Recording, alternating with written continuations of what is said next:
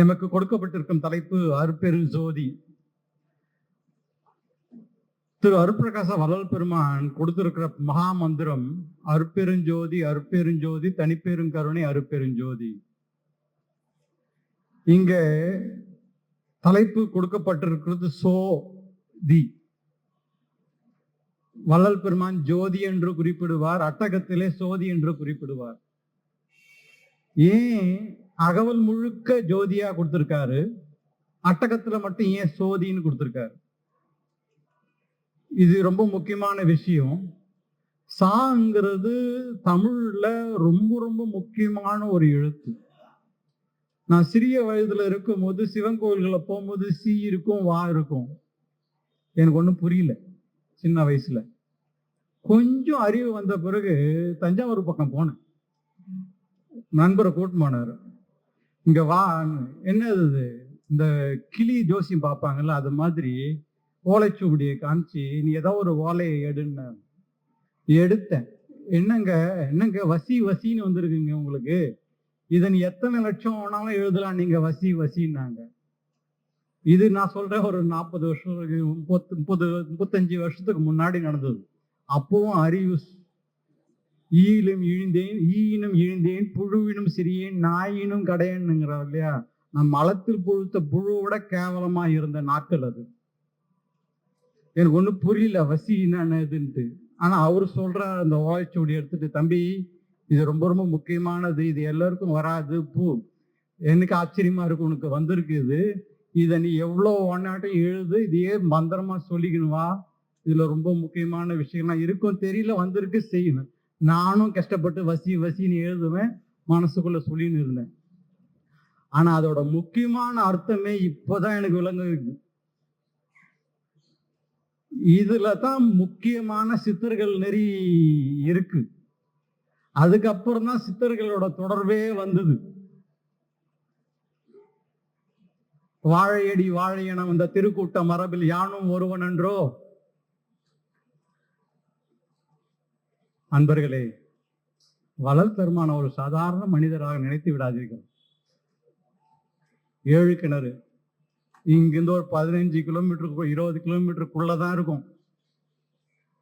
கிட்டத்தட்ட 30 வருஷமா அங்க வாழ்ந்தாரு. அவர் சாதாரண மனிதன் அல்ல. இதே மேற்கு மாம்பாளத்துல அயோத்தியா மண்டபமும் சிவா விஷ்ணு கோயிலுக்கும் சின்ன வயசுலயே கதா காலட்சேபத்தில் உட்கார்ந்தவன் நான். பனங்கல் பக்கத்திலேயே ஒரு கான்வென்ட் ஸ்கூல்ல எல்கேஜில இருந்து +2 வரைக்கும் பனங்கல் பக்கத்திலேயே படிச்சவன் நான். 23 வருஷமா வெளிநாட்டுல வாழறேன் நான்.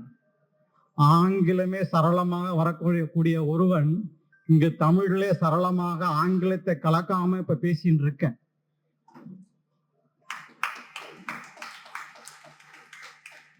இது தமிழுக்கே உரிய மரியாதை, அடியனுக்கு அல்ல. ஏன் இதை உரிக்கிறேன்னா, எனது சிந்தனை முழுக்க முழுக்க தமிழில தான் இருக்கு. ஆங்கில பற்றே ஓடி போயிடுச்சு. ஏன்னா தமிழ்ல தான் எல்லாமே இருக்கு. தயவு செய்து சொல்றேன், ஐயா சதானந்தம் ஐயா சொன்னாரு, போன வாட்டி வந்தீங்க இப்ப இருக்கிறீங்க, நீ பிளெயின்ல போய் இல்ல இந்த ஈரான் வார்க்கு வந்திருக்கு போல இருக்கு, உங்களை நிப்பாட்டிட்டாங்க, அடுத்த வாட்டி வாங்க, எவ்வளவு நேரம் பேசுங்க, நாங்க உட்காந்து கேட்கிறேங்கன்னு. நானும் 25 வருஷமா வெளி உலகத்துக்கு வரல. முறையா ஒரு 8 வருஷத்துக்கு முன்னாடி அண்ணாமலை யூனிவர்சிட்டியில இன்டர்நேஷனல் கான்ஃபரன்ஸ்னு ஒண்ணு வச்சாங்க. அது வெற்றி என்ற அண்ணாமலை யூனிவர்சிட்டியில ப்ரொஃபசர்ஸா இருந்தாங்க நடத்தினாங்க. அப்பதான் முதல்ல சன்மார்க்கத்தை பத்தி பேசினேன். அதுல இருந்து ஆள் அட்ரஸே இல்லை, திருப்பி ஓடி ஒளிஞ்சுக்கணும். திருப்பி இங்க அனைத்து உலக வள்ளலார் மாநாடு சென்னையிலே தமிழக முதல்வர் தலைமையிலே நடந்தது. அங்கதான் நம்ம பேராசிரியர் அரங்க ராமலிங்கம் ஐயாவோட நாதத்தை கேட்டேன். இவ்வளோ ஒரு பெரிய மனிதரை உட்கார வச்சுக்கின்னு இந்த தமிழர்கள்லாம் என்னையா பண்றீங்க, என்ன பண்றீங்க? பாம்பரியும் பாம்பின் கால், பாம்பரியும் பாம்பின் கால். நமக்கு பாம்பு கால் தெரியாது, ஆனா உணர்வுனால கண்டுபிடிச்சிடலாம். இந்த அரங்கத்துல ஒரு அரங்க ராமலிங்கம் ஒருவர் வீட்டிற்கு என்றார் என்றால் அவர்தான் பேராசிரியர் நமது ஐயா. அவரை ஒரு சாதாரண மனிதராக நினைத்து விடாதீர்கள். சிதம்பரம் ராமலிங்கம் ஐயாவை நம்ம ஒரு சாதாரண மனிதராக நினைத்து ஏமாந்து போய்விட்டோம். ஆனால் இன்று இதே ஸ்தூல தேகத்தில் அரங்க ராமலிங்கம் ஐயா இருக்கின்றார். ஏன் சொல்றேன்னா, 15 வருஷத்துக்கு முன்னாடி யூடியூப்ல மெய்வழிச்சாலையில மெய் உண்மையை பத்தி பேசுறாரு. பாம்பறியும் பாம்பின் கால். என்னடா இது, இவர் பேசுறத தமிழ் மக்கள் புரிஞ்சுக்கிறாங்களா புரியலையா, என்ன நடக்குது இதுன்ட்டு. அப்ப அனைத்து உலக வரலாறு கருத்தரங்கத்தை தலைமையேற்று இருக்கிறார். அவரு யாருன்னு தெரியல, எனக்கு குரல் மட்டும் தெரியும். அப்புறம் தான் யூடியூப் ஞாபகம் வருது, மெய்வழிச்சாலை ஞாபகம் வருது. ஐயா மெய்வழியை பத்தி பேசுறாரு, மெய்ஞானத்தை பத்தி பேசுறாரு, மெய்ப்பொருளை பேசுறாரு, சாகா கல்வியை பேசுறாரு. நான் படிச்ச எம்ஃபில் பிஹெச்டி எல்லாம் கிச்சடி பிச்சடிங் பேசுறாரு. தன்னை ஒரு சாதாரண மனிதரை விட இறக்கி தாழ்த்தி மெய்ப்பொருளையும் சித்தர்கள் நெறியையும் உயர்த்தி பேசுறாருன்னா, இவ்வளவு பெரிய மாமனிதரை வைத்துக்கின்னு தமிழகத்துல சென்னையில, தர்மமிகு சென்னையில என்ன நடந்துட்டு இருக்கு? அவர் முன்னே நான் சிறியவன். அவரை தெரியலன்னா இங்க இருக்கிற பாம்புங்களுக்கு கால் இல்லைன்னு அர்த்தம்.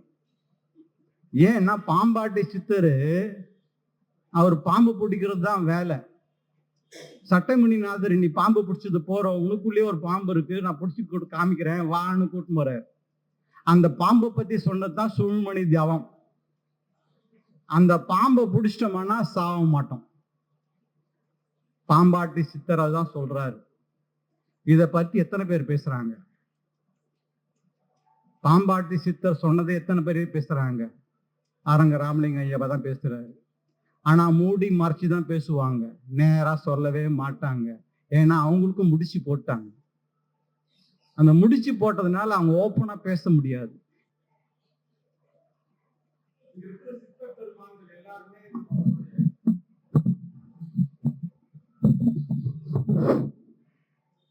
சித்தர் பெருமான்கள் அந்த வசிக்கு அப்புறம் காரிய குருவா இருந்து வழி நடத்தினாங்க. இவங்க பாடல்கள் எல்லாத்துக்குள்ளே வழிஞ்சு வெளில வந்துட்டாங்க. ஒரு பாடலை விடல, எல்லாத்துலயும் முடிச்சு போட்டு வச்சிருக்காங்க. ஐயா அரங்க ராமலிங்கம் பேராசிரியர் அவர்களும் அவர் முடிச்சு போட்டு தான் பேசுறாரு. அதான் பாம்பறியும் பாம்பின் கால்ன்றது. ஐயா கிட்ட கேட்டேன், அந்த அனைத்து உலக வரலாறு மாநாட்டுல பேசிட்டு பிடிச்சிட்டேன், அவரை கண்டுபிடிச்சிட்டேன் ஐயா யாருன்ட்டு. ஐயா வணக்கம் ஐயா, அதாவது தாயை பார்த்த கன்று ஓடும் பாத்தீங்களா, எனக்கு 60 வயசு ஆயிடுச்சு, ஆனா கன்று மாதிரி பார்த்து ஓடுற ஐயா கிட்ட. ஐயா நீங்க அரங்காம ஐயா இது மாதிரி மறந்துட்டேன் என்னையே. இவ்வளோ ஒரு உயர்ந்த மாமனிதர் இருக்கிறாரு, அவர் ஏன் அதை விட இன்னும் நான் போன மாதத்துல இங்க வந்திருந்தப்ப மாணிக்க வாசகம் ஐயாவை குருவா குரு பக்தி காமிக்கிறாரு, ஆடி போயிட்டேன். இப்பதான் ரீசெண்டா ஒரு யூடியூப்ல பார்த்தேன், காசியில சன்னியாசிங்கெல்லாம் 2 சன்னியாசி காலில் விழுவாங்க குருவுல. அந்த குரு என்ன பண்றாரு, இன்னொருத்தர் வருவார், அவருக்கு காலில் போய் விழுவாரு. அது மாதிரி அரங்க ஐயா அவரு குருவை பிடிச்சுட்டு இருக்காரு, எங்க பக்கத்துல 2 பேர் அவரு குருவா பாக்குறாங்க. எதுக்கு சொல்ல வரேன்னா, குரு வேணுமா வேணாமா? சத்தியமா வேணும். காரிய குரு வேணும். மனிதனா உலாவும் இந்த உலகத்துல ஒரு மனிதன் குருவா இருந்தா தான் பரலோகத்துக்கே போக முடியும், பரமான பரசிவமான அருப்பெருஞ்சோதியையே பார்க்க முடியும்.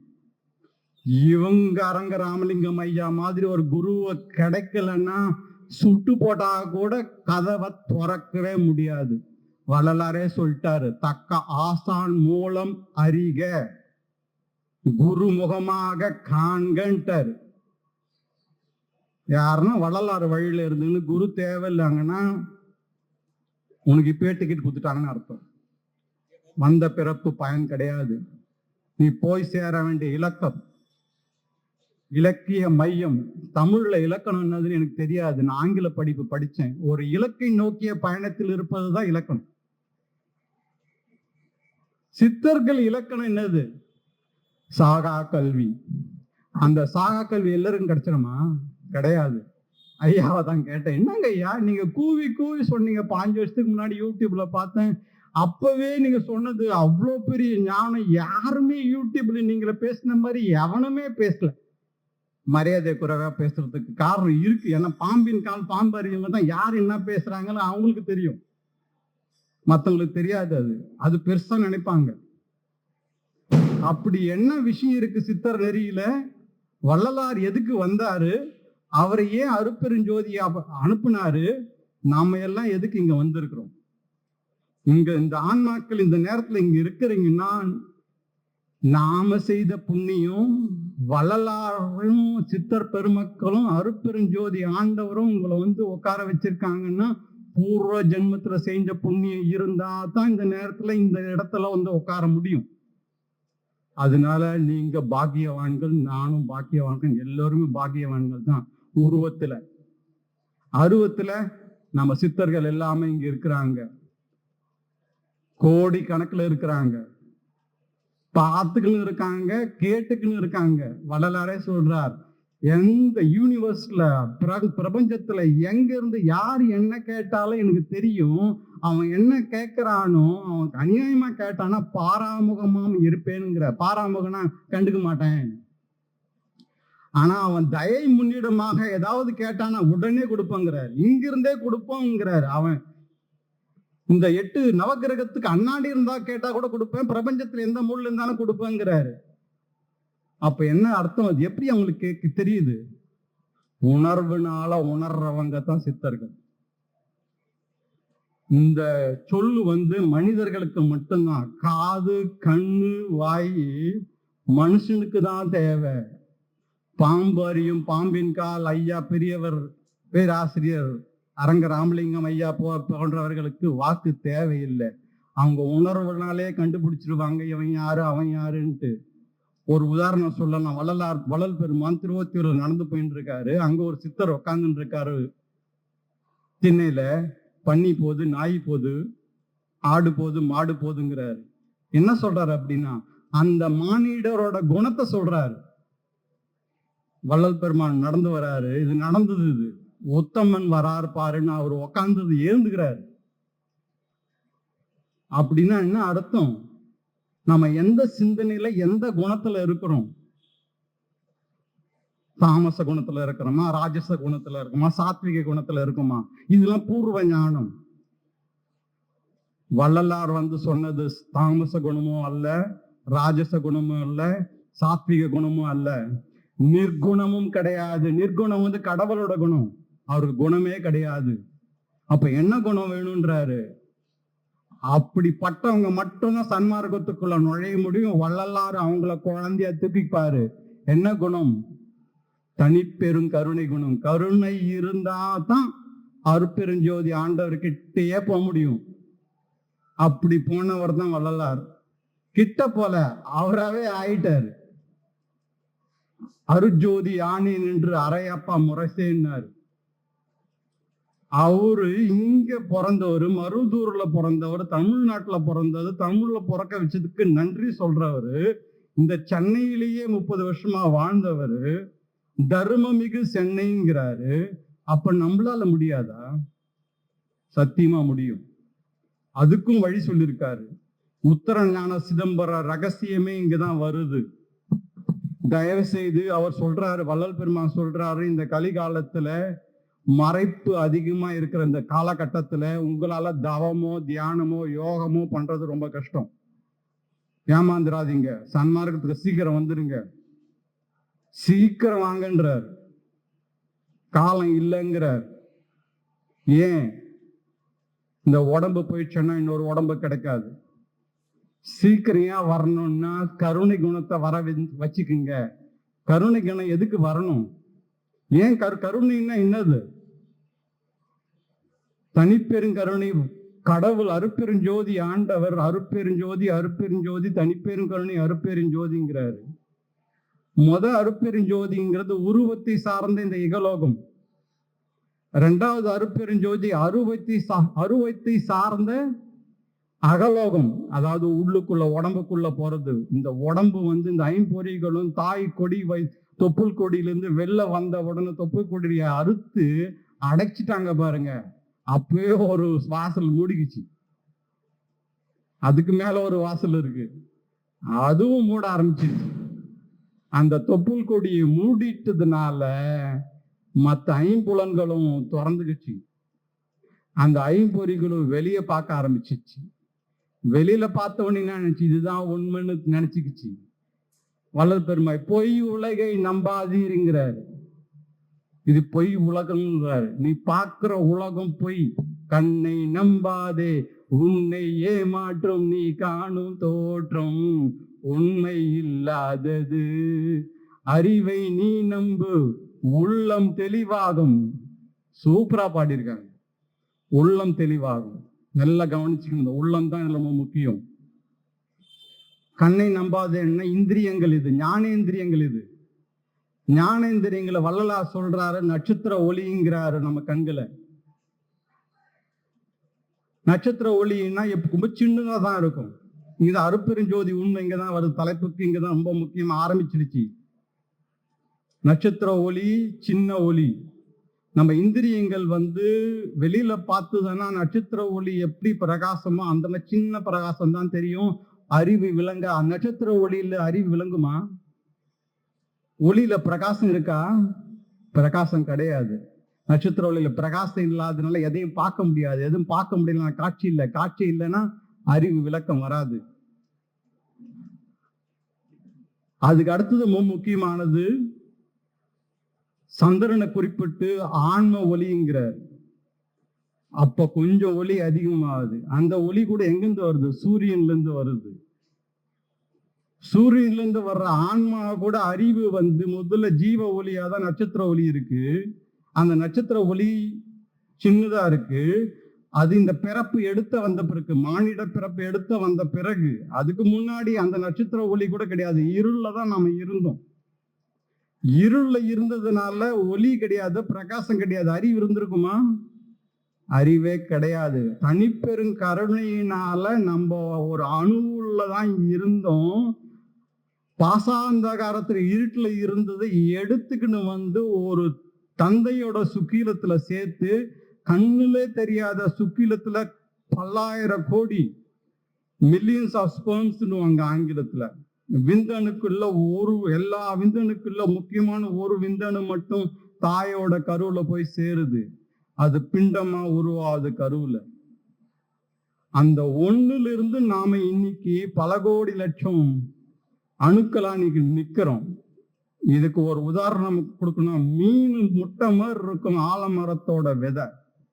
அந்த ஒரு விதையில இருந்து தான் ஆலமரம் வருது. நம்ம ஆலமரத்தை தான் பார்க்கிறோம். ஆனா ஆதியிலிருந்து வந்த அந்த மீன் முட்டை மாதிரி இருக்கிற ஆலமர விதைய பார்த்தோமா மறந்துட்டோம். நாம தாயோட கரு முட்டை ஓவம்னுவாங்க. அதுக்கு உயிர் கிடையாது. அது தன்னை உயிர் இருந்தா ஒரு பொருள் நகரும். தாயோட கரு முட்டை மாசத்துக்கு ஒண்ணுதான் வெளியில வரும். அந்த ஒரு முட்டையில ஒரு விந்து அணு போய் சேர்ந்தாதான் குழந்தை உருவாகுது. அந்த ஒண்ணு ரெண்டும் சேர உயிர் தந்தை கிட்ட வருது, மெய்ங்கிற உடம்பு தாய் கிட்ட வருது, ரெண்டும் ஒன்னா ஆகுது. அங்கதான் அருப்பெருஞ்சோதி உட்கார்றாரு. உயிரில் கலந்தனன், என்னுள் அமர்ந்தனன்ங்கிறார். கருவிலே உட்கார்ந்துட்டார். அததான் கருவூராரை பத்தி சொல்றோம். கரூரை பத்தி பேசினாரு நம்ம ராஜேந்திரன் ஐயா. கருவூரார் தான் இன்னும் சூப்பரா தமிழ்ல எப்படி இந்த கரு வந்திருக்குன்னு சூட்சம் பத்தி சொல்லிடுறாரு. இதுல அருப்பெருஞ்சோதி இதனுடைய நம்ம அடிப்படை உண்மை தெரியலன்னா எந்த கருத்தரங்கம் போனாலும் ஒண்ணுமே பயன் தராது.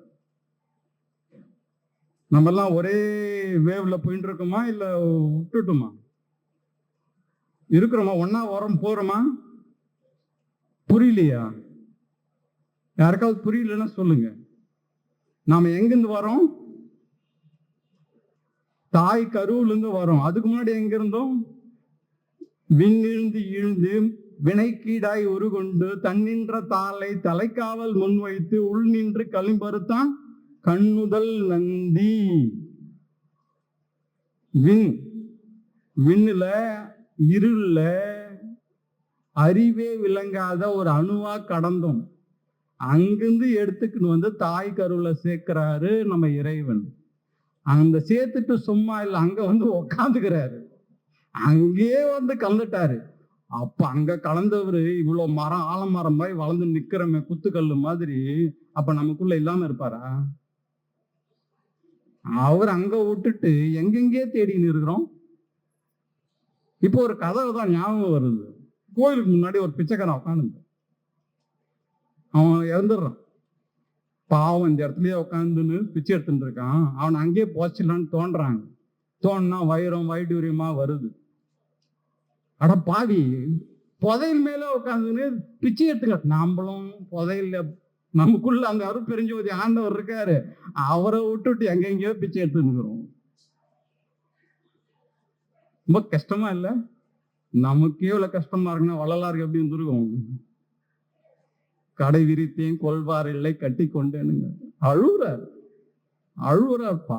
உண்மையிலே சொல்றேன். அதம்மா வந்த சித்த பெருமான்கெல்லாம் வந்தாங்க, இவங்கெல்லாம் வேலைக்கு ஆக மாட்டாங்கன்னு எல்லாத்தையும் முடிச்சு போட்டு பாடுறேன் எழுதி வச்சுட்டு மூட்டை கட்டிட்டு எல்லாம் சைலண்டா இருக்காங்க, பார்த்துட்டு இருக்காங்க. நம்ம சொல்றதெல்லாம் இப்ப கேட்டுன்னு தான் இருக்காங்க, சும்மா இல்ல. அவங்க உணர்வுல இருக்கிற பாம்பரியும் பாம்பின் கால், அது உணர்வுல தான் தெரியும் அவங்க. இது ஏன் உணர்வு தான் முக்கியம்னா, ஔவையார் சொல்றாங்க, நினைப்பும் உணர்வுல தான் எல்லா ரகசியமும் அடங்கிடுச்சு. நம்ம எதை நினைக்கிறோமோ அதுதான் செயல்கூடும். எண்ணியர் எண்ணியாங்கு எய்துவர் எண்ணியர் திண்ணியர் ஆகப்பெறின். நான் கேட்க மாட்டோன்னு கங்கணம் கட்டிக்கினீங்களான்ற வள்ளலார். ஒண்ணு நடக்கணும்னு சொல்லிட்டு தான் நான் கங்கணம் கட்டி போனாம இல்லையா? அவன் கேட்க, நான் சொல்றதை கேட்க மாட்டேன்னு கங்கணம் கட்டிக்கினீங்களான்றார். அவ்வளோ வெறுத்து நொந்து போனவர் வள்ளலார். நம்மள எவ்வளவு, நான் இங்க இருக்கிறவங்கள சொல்லல, இதுக்கு வெளியில இருக்கிறவங்கள சொல்றேன். நம்மளாம் கொடுத்து வச்சுக்கோங்க. இங்க உட்காந்துக்கின்னு அருட்பெருஞ்சோதி ஆண்டவர் நம்மள இங்க வந்து வர வச்சிருக்காரு. பூர்வ ஜென்ம புண்ணியம் இங்க வந்திருக்கு. இந்த கருவூரை பத்தி பேசுறேன் இல்ல, கருவை பத்தி பேசுறீங்களா? கருவுல வந்துட்டோம், பிண்டம் வளருது தாயோட கருவுல. பிண்டம் வளர்ந்து வெளில வந்து உழப்போது.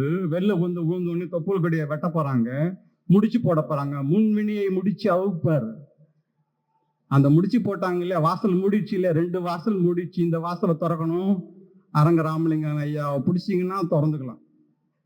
இதுதான் ரொம்ப ரொம்ப முக்கியம். இது திறக்கலன்னா வேஸ்ட், பிடிங்க. அதுக்கு மேல ஒரு கதவு இருக்கு, பிரம்மரந்திரன்னுவாங்க. அந்த பிரம்மரந்திரத்தையும் திறக்கணும். ஐயா கிருபானந்த வாரியார் சொல்லியிருக்காரு. சிவாச்சாரியார்னு ஒருத்தர் இருந்தார், அவரோட பேத்தி இருப்பாங்க, பேத்தியோ மகளோ.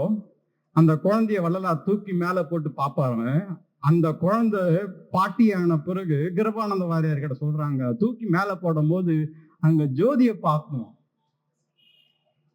பிரம்மரந்தம் திறந்து ஜோதி வெளிச்சம் தெரியுது. அதான் முக்காடு போட்டு மறைச்சிருப்பார்.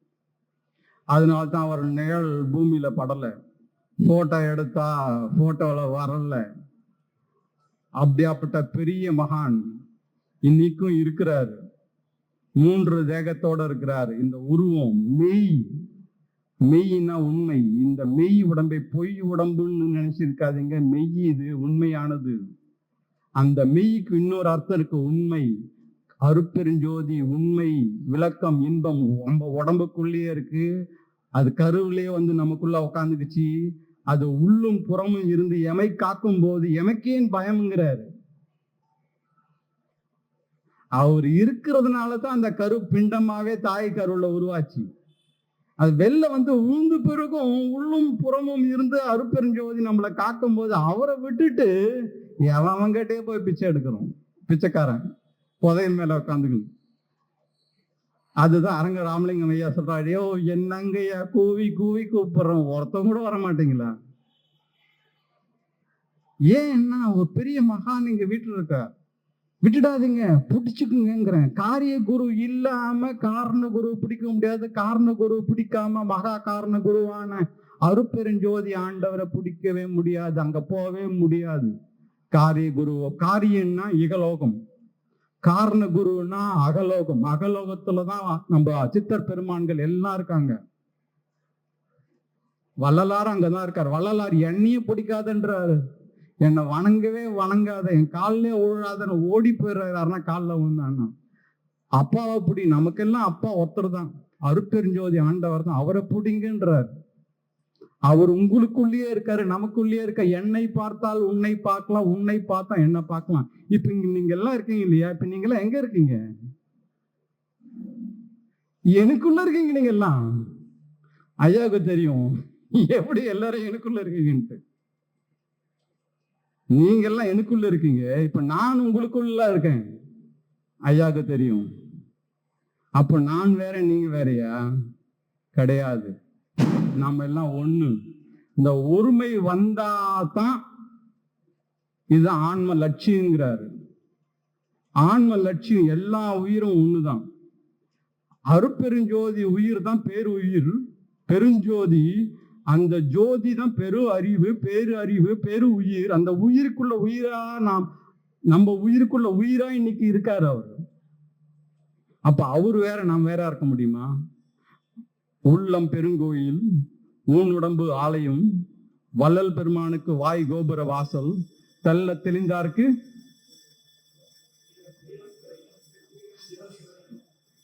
ஜீவன் சீவன் சிவலிங்கம். நாம எல்லாமே சிவலிங்கமா மாறுறதுக்கு தான் வந்திருக்கோம் இன்னைக்கு. அந்த சிவலிங்கமா மாறுறதுக்கு தான் இங்க பாத்தீங்கன்னா, இது யாரு வடிவமைச்சாங்கன்னு தெரியல, அது பேனரு.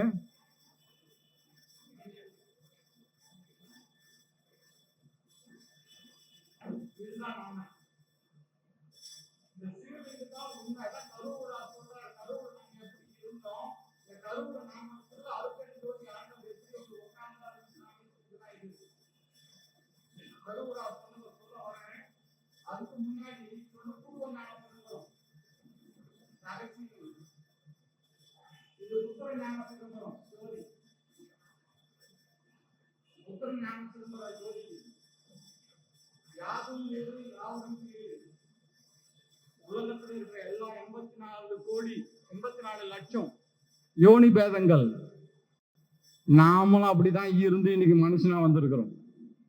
குதிச்சில்ல உலகத்துல இருந்து, புல்லாகி பூடாகி வல் மிருகமாகி பறவையாயிருந்து இன்னைக்கு மனுஷனா வந்திருக்கோம். ஓர் அறிவிலிருந்து 6வது அறிவுக்கு வந்திருக்கிறோம். 6வது அறிவுன்றது மன அறிவு. இப்ப இந்த மன அறிவுல இருந்து நம்ம எங்க போனோம்? யாராவது உயிரறிவு. சித்தர்னாவே சித்தன்னாவே உயிரறிவு தான். ஆனா ரொம்ப முக்கியம், நம்ம மன அறிவுங்கிறது 6வது அறிவு. ஓரறிவுல இருந்து 6வது அறிவு மன அறிவு. விலங்குகள் தான் 5வது அறிவு. அதுக்கு முன்னாடி பறவை அறிவுல 4வது அறிவு. அதுக்கு முன்னாடி ஊர்வன இருக்கு, நீர் வாழ்வன இருக்கு, 2வது அறிவு. தாவரம் முதல் அறிவு. 6வது அறிவுக்கு தான் வந்திருக்கிறோம். இன்னைக்கு 6வது வந்திருக்கிற மனுஷன் இன்னும் 5வது அறிவான விலங்கு அறிவாவே தான் இருக்கிறான். மன அறிவு கூட வரல. மனம் என்னதுன்னு தெரியல. மனுஷன்னு பேரு வச்சுக்கிருக்கோம். அடுத்தது போக வேண்டியது ஜீவ அறிவு. அதான் ஜீவ காரணத்தை வள்ளல் பெருமான் வலியுறுத்துறாரு. நீ மனுஷனா இருந்தது போறோம், சீக்கிரமா ஜீவனுக்கு வந்துருங்கிறாரு. ஜீவ காரணத்துக்கு வந்தாதான் மோட்ச வீட்டின் திறவுகோலே கிடைக்கும். ஐயா சொன்ன சுழுமுனி சாவியே அப்பதான் கிடைக்கும். அப்போதான் அந்த பூட்டை திறக்க முடியும், உள்ள நுழைய முடியும். உள்ள நுழைஞ்சாதான் எல்லா பிரபஞ்ச ரகசியங்களும் தெரியும். இப்ப தெரியுது அந்த வசியோட உண்மை இங்கதான் வருது. சிவலிங்கம் வாவ மாத்தி போட்டா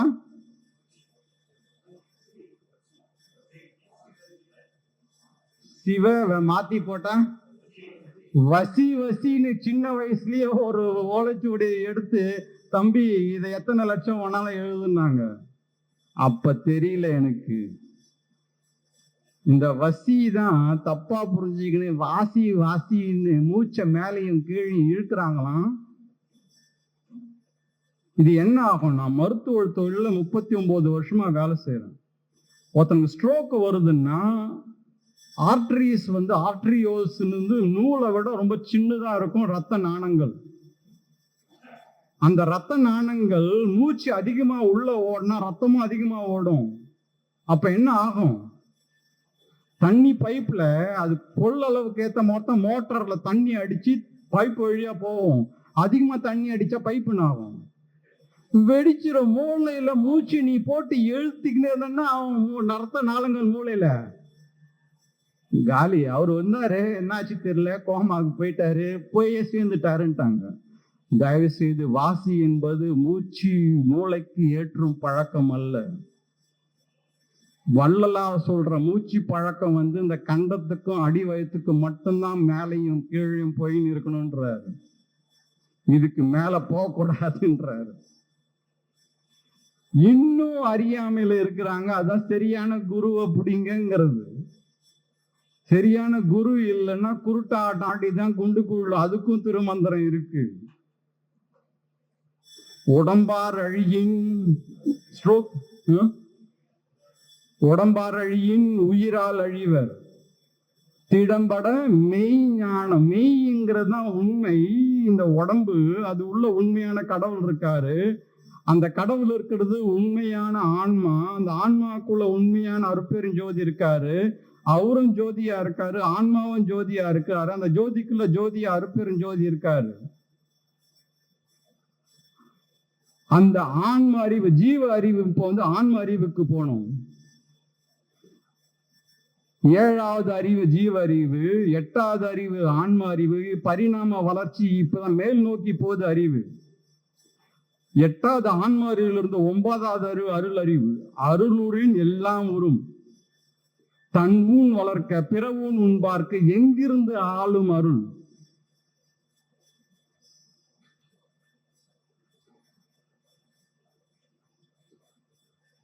பொருள் இல்லார்க்கு இவ்வுலகம் இல்லை, அருள் இல்லார்க்கு.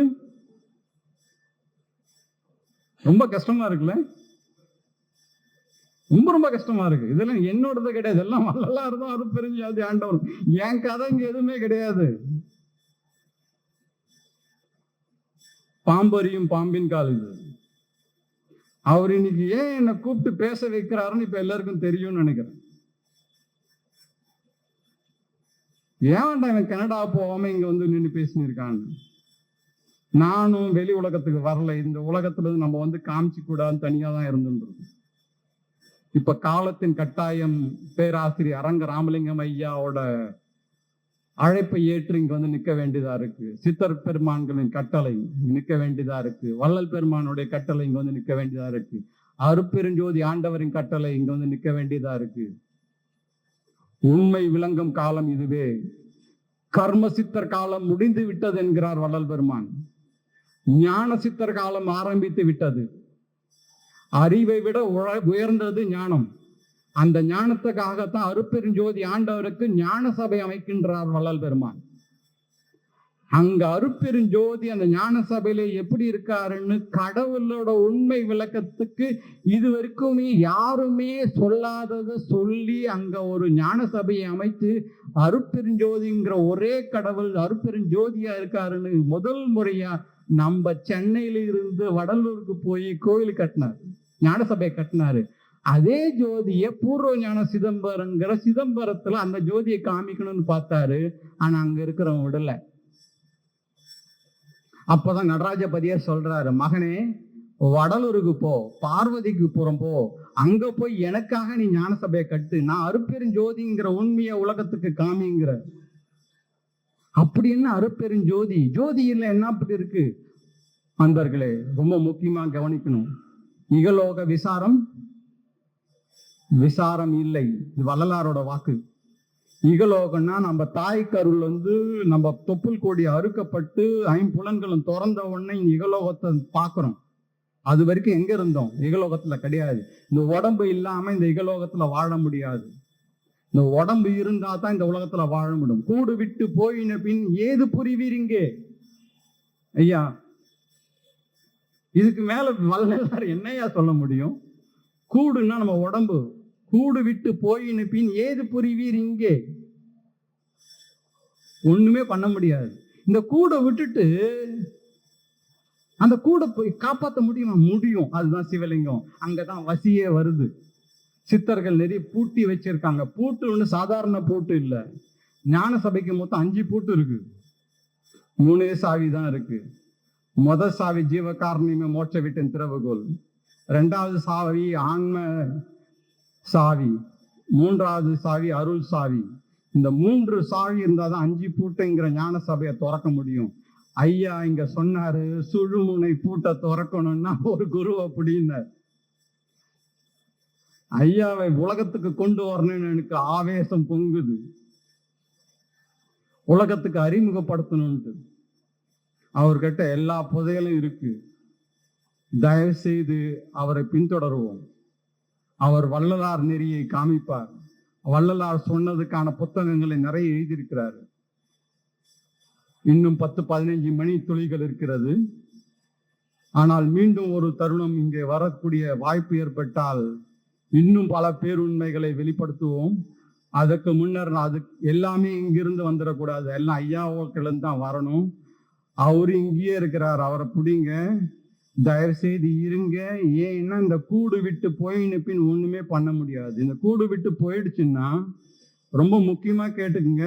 முக்கியமா நீங்க உங்களுடைய குழந்தைங்களுக்கு சொல்ல வேண்டியது இது. தயவு செய்து உங்க குழந்தைங்களுக்கு நீ சொல்ல வேண்டியது இது என்னதுன்னு கேட்டீங்கன்னா, இந்த கூடு விட்டு ஏன்னா நம்ம ஒரு பிறவியின் கடைசி பயணத்துல இருக்கிறோம். கடைசி பயணத்துல இருக்கும் போது முயற்சி எடுத்து வெற்றி அடைய முடியுமா? அதுக்கும் ஒரு வழி சொல்லியிருக்கார் வள்ளலார். முயற்சி அடைய முடியும், வெற்றி அடைய முடியும். அந்த வழி என்னதுன்னு சொல்றதுக்கு முன்னாடி இந்த கூடு எவ்வளவு முக்கியம், குழந்தைங்களுக்கு நம்ம என்ன சொல்லணும்ன்றத சொல்லிடுறேன். இந்த சித்த நெறியில எரிக்கிறது, உடம்பு இறந்த பிறகு எரிக்கிறதுன்றதே கிடையாது. இருக்குங்களா ஐயா? உடம்பு எரிக்கிறது தமிழ் மரபு, சித்தர் மரபு, தமிழ் மரபு. தமிழ் மரபுல உடலை எரிக்கிறன்றதே கிடையாது. எல்லாம் சமாதி தான் வைப்பாங்க. என்ன சொல்ல வர இந்த கருத்து இல்லைன்னா, தயவு செய்து உடம்பை எரிக்க அனுமதிக்காதீங்க. ஏன்னா சித்தர் நெறியில ரொம்ப ரொம்ப முக்கியமான ஒரு சொல் இருக்கு, ரொம்ப முக்கியமான கருத்து இருக்கு. ஐயா முடிச்சணுமா? இன்னும் 1 மணி நேரம் ஆகல. எனக்கு நான் 40 நிமிஷம் தான் ஆயிருக்கு இது வரைக்கும். எனக்கு பத்தி இல்லை, நான் விட்டு போயிடுவேன். நான் அடுத்த ஃபிளைட்டை பிடிச்சி போயிடுவேன். அதுக்கப்புறம் அரங்கராமலிங்க ஐயாவுக்கு வேலை இல்லாமல் போயிடும். அவருக்கு ஏதாவது வேலை கொடுக்கணும். இது ரொம்ப முக்கியம். ஐயா நீங்க வந்துட்டீங்க, கரெக்டான நேரத்தை வந்திருக்கீங்க. உங்க குழந்தைங்களுக்கு நீங்க சொல்ல வேண்டியது ரொம்ப முக்கியமானது. இந்த உடம்பு விட்டு நம்ம உயிர் போயிடுச்சா எங்க போகுது? உடம்பு விட்டு போகல. இது ரொம்ப ரகசியம் சித்தர் நெறியில. உயிர் உடம்பை விட்டு போகல. முழுமையான ஒரு மனிதன் எத்தனை ஆயுசு அவனுக்கு நிர்ணயிக்கப்படுகிறதோ அந்த ஆயுசு வரைக்கும் ஒருவன் உயிர் வாழ்கிறான் என்றால் அவன் உயிர் அவன் உடலை விட்டு போகவில்லை. அதனால நம்மளுடைய ஆயுசு எது வரைக்கும் குறிக்கப்பட்டிருக்கிறதோ அது வரைக்கும் இந்த உடம்ப பொண்ணு போல காப்பாத்துங்க. அப்ப என்ன நடக்குது?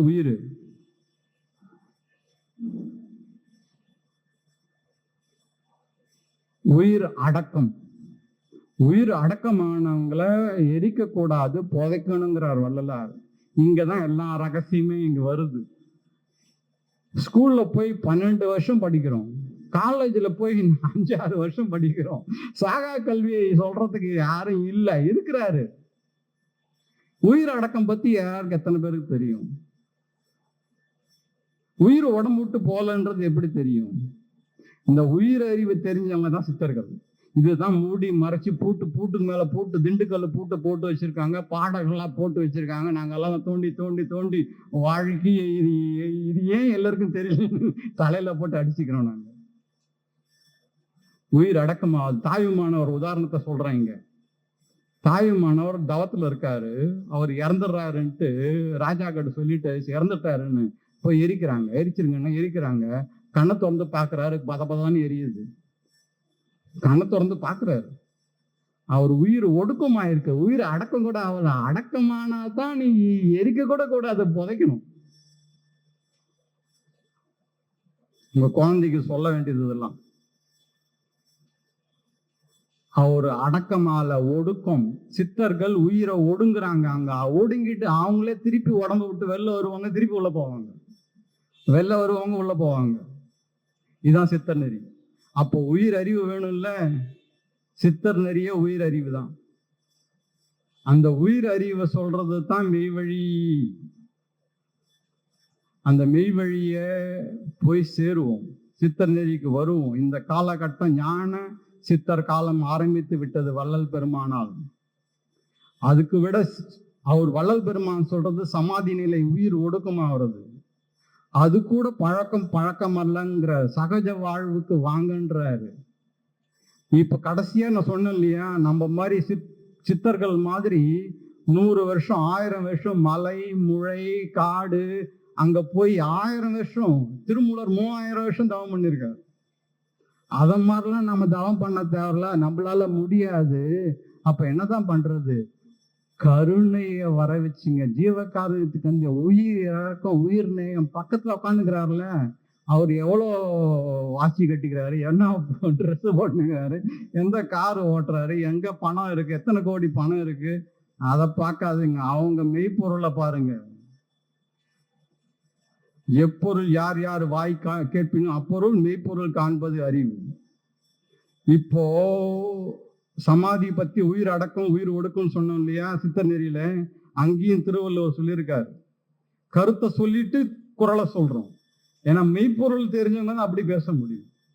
உறங்குவது போலும் சாக்காடு, உறங்கி விழிப்பது போலும் பிறப்பு. இது உயிர் ஒடுக்கும் ஆணவங்களுக்கு தான் அது தெரியும். உயிர் அடக்கம் ஆறவங்களுக்கு தெரியாது.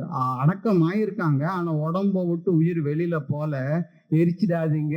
அவங்களே 3வது நாள் அருட்பெருஞ்சோதி ஆண்டவர் வந்து எழுப்புவாருங்கிறாரு. மனைவி கணவன் தூங்குற போது என்னங்க இன்னும் தூங்கினீர் ஏதுருங்க, அது மாதிரி எழுப்புவாருன்றார் வள்ளலார் அருட்பெருஞ்சோதி ஆண்டவர் வந்து. அதுக்காகத்தான் எரிச்சிடாதீங்க சமாதி வைங்கிறாரு. இப்ப குழந்தைங்களுக்கு நீங்க சொல்லல, இல்ல உயிர் எழுதி வைக்கல, இல்ல உயிர்ல இது குறிப்பிடல, இது ட்ரஸ்ட்ல நீங்க எழுதி வைக்கலன்னா முதல்ல அப்பா சொத்து வந்துடுச்சுடா தூக்கிமை போட்டு எரிச்சு, அது இப்ப இருக்கிறது கட்டையை வச்சு எரிக்கல, மின்சாரம் 2 நிமிஷத்துல முடிஞ்சிடும் கதை. அது தண்டனை, அந்த ஆன்மாவுக்கு கொடுக்கப்படும் தண்டனைங்கிற. ஐயா கரெக்டு தானங்க ஐயா? தண்டனைங்கிறார். இது ஒண்ணு.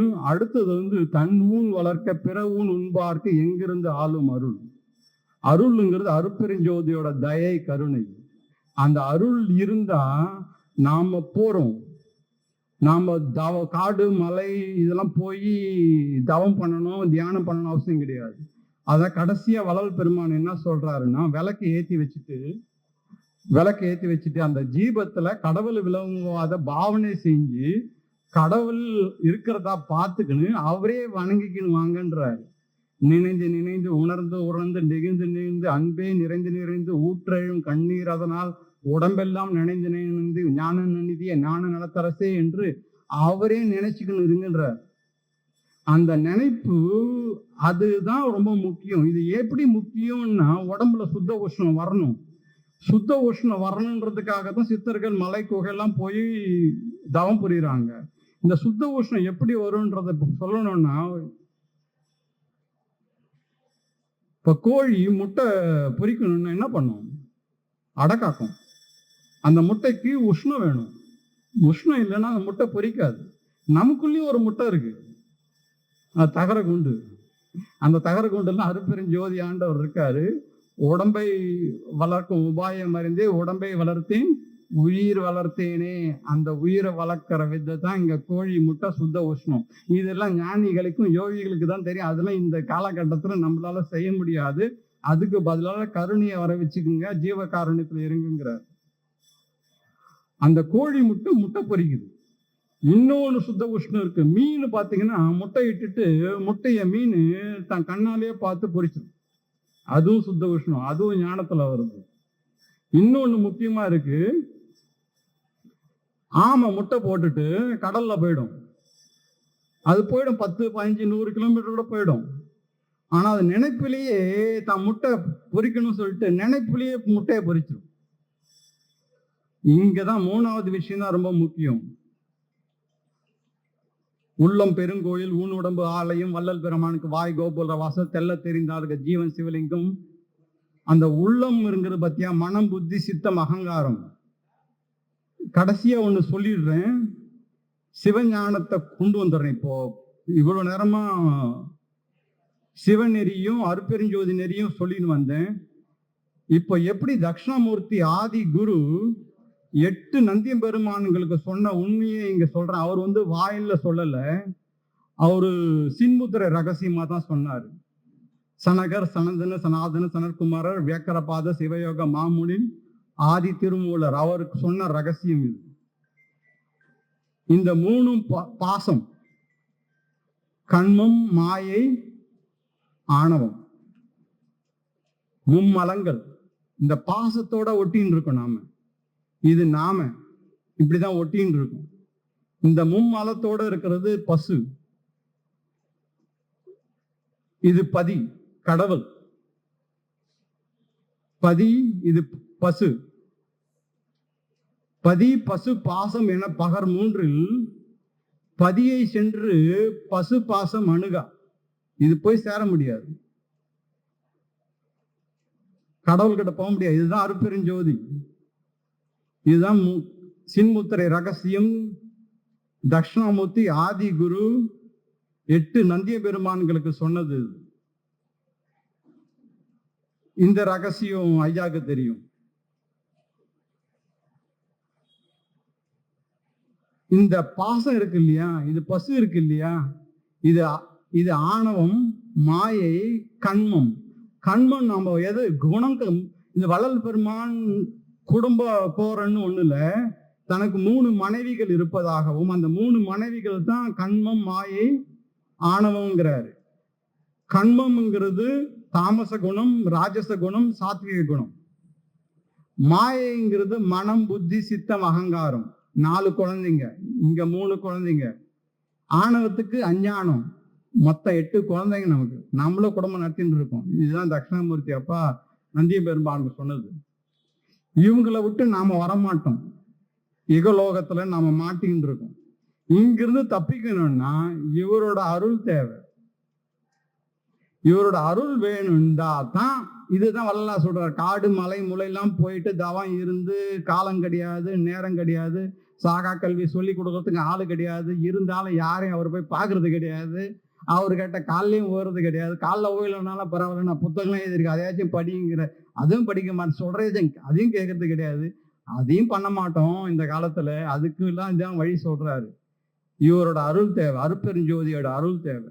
அதுக்கு என்ன பண்ணணும்? இந்த 3 மும்மலம் இருக்குதியா, அதை விட்டுட்டு தலையை கீழே தொங்க போட்டு மண்டிட்டு அந்த ஜோதி முன்னாடி ஐயா கையை தூக்க வேண்டியதுதான், நினைந்து நினைந்து உணர வேண்டியதுதான். பற்றாற்றானை பற்றுக்க, பற்றை விட இருக்கு. இந்த 3 பற்றை விடுறதுக்கு அவர்கிட்ட சரணாகதி அடைந்து அவரையே பதியின் கீழே தலையை குனிஞ்ச உடனே தான் அவரு வராரு அருள் கொடுக்குறது. அருட்பெருஞ்சோதி உட்கார்றாரு. இந்த ரகசியத்தை தான் நந்தி பெருமான்களுக்கு சொல்றாரு தட்சிணாமூர்த்தி. இந்த அருள் பெறறதுக்கு தான் நம்ம வந்திருக்கோம். இந்த அருள்ங்கிறது 9வது அறிவு. நாம இப்பெல்லாம் இருக்குது எந்த அறிவு? எந்த அறிவுல இருக்கோம்? நம்ம 6வது அறிவான மன அறிவு. நம்ம உயர்ந்து போக வேண்டியது ஜீவ காருண்யம்ங்கிறது 7வது அறிவு. சன்மார்க்கமே இங்கதான் ஆரம்பிக்குது. சன்மார்க்கத்தவர்கள் அல்லாது வேறு எவராலும் இறப்பை ஒழிக்க முடியாது. ஏன்னா எல்லாம் மன அறிவிலே உட்கார்ந்து இருக்கும். ஜீவ அறிவுக்கு போல 7வது அறிவு, 8வது அறிவு ஆன்ம அறிவு, 9வது அறிவு அருள் அறிவு. அருள் அறிவு இருந்தால்தான் அருட்பெருஞ்சோதியோட அருள் கிடைக்கும். அதுதான் ஜீவகாரண்யமே மோட்ச வீட்டின் திறவுகோல். இந்த 5 பூட்டு இருக்கு, 3 சாவி இருக்கு, நிறைய. இதெல்லாம் ரொம்ப சுருக்கிட்டாரு வள்ளல் பெருமான், எல்லாத்தையும் கொடுத்துட்டாரு. இது கூட நேரம் இல்லைன்னா நம்ம எங்க போவோம்? சதானந்தம் ஐயா போறேன், ஏன் நிச்சுப்பாட்டிங்கன்ட்டாரு. சித்தர் நெறி அவ்வளவு உயர்ந்த நெறி. ஐயா பேராசிரியர் அரங்க ராமலிங்கம் ஐயாவுக்கு நன்றி கடன் பட்டு இருக்கிறோம். அவர் கேட்ட அருட்பெருஞ்சோதி ஆண்டவரும் வள்ளல் பெருமானும் முழுமையாக வெளிப்பட்டு கொண்டிருக்கிறார்கள். மெய் வழியும் மெய் ஞானமும் மெய்ப்பொருளும் முழுமையாக வெளிப்பட்டு கொண்டிருக்கிறது. அவர் ஒரு சாதாரண மனிதர் என்று, மன அறிவில் இருக்கிறார் என்று, அல்லது ஜீவ அறிவில் இருக்கிறார் என்று, அல்லது ஆன்ம அறிவில் இருக்கிறார் என்று, அருள் அறிவில் இருக்கிறார் என்று ஒதுங்கி நகர்ந்து போய்விடாதீர்கள். அருட்பெருஞ்சோதி ஆண்டவரும் வள்ளல் பெருமானும் அவரோடு முழுமையாக இருந்து வெளிப்பட்டு கொண்டிருக்கிறார்கள். அவரை நாடுங்கள்.